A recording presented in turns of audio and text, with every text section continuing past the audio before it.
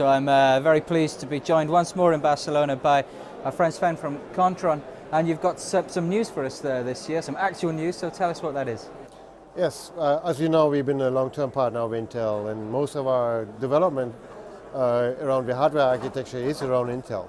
And the fact that we are always the latest and greatest in the processor technology, we've been announcing at the show here our new SandyBridge based ATCA blade, Advanced Telecommunications Computing Architecture blade, which is bringing the customers to the market much quicker when developing proprietary platforms around an application. So we have a version which is an embedded packaging version, which is much higher performing than the enterprise version, which is ideally created around the telecom requirements with long life cycle, as well the performance measurement, what is needed for some of the applications, especially for LTE applications and gateway applications. Okay, so just to break that down a little bit, SandyBridge is the code name for what, so that people know?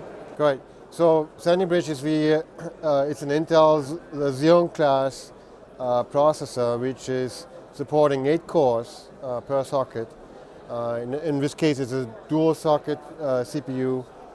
Each of them 8 cores with high memory bandwidth and inter-processor communications. And what does that give you as a developer in terms of performance then? The performance is much higher, there's less latency because we're using the embedded packaging SKU.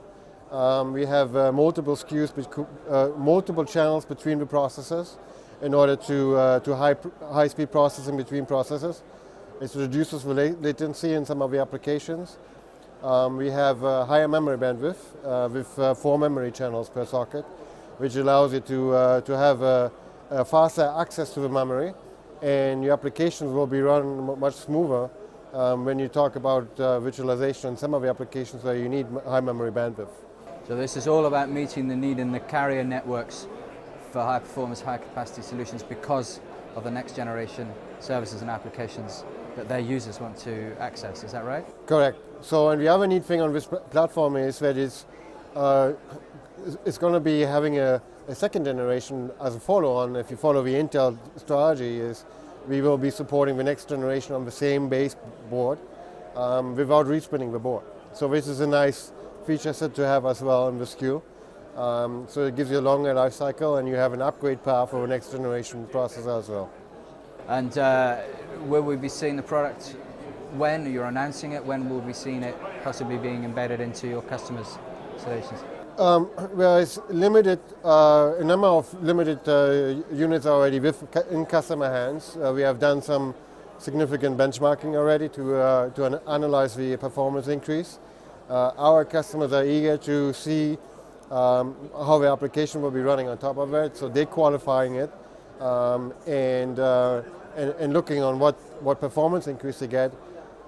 From a mobile perspective, you know, each user is a revenue generating suspect on a per blade level. So they want to see how much more they can process on a per blade level and increase their revenue stream as well. So that's why we have customers already looking at it and migrating it to a next generation. Now, as a follow-on, some customers are using packet acceleration. Our strategy to launch this blade was to have a baseboard ready, but also to be able to enhance it.